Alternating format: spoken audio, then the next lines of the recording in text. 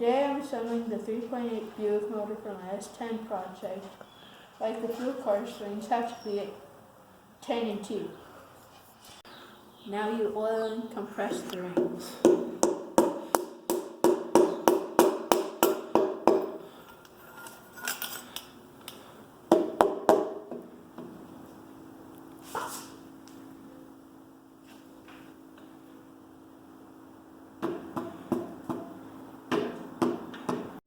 You have to put a lot of assembly lube on the bearing and bolts, and you have to make sure that the bearing tabs line up.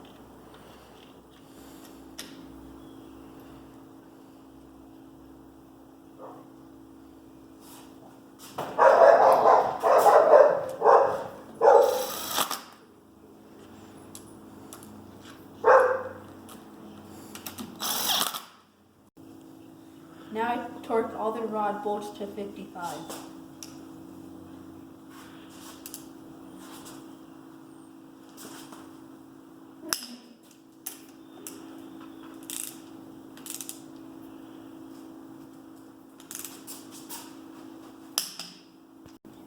Check back later when I'm installing the timing cover and oil pan.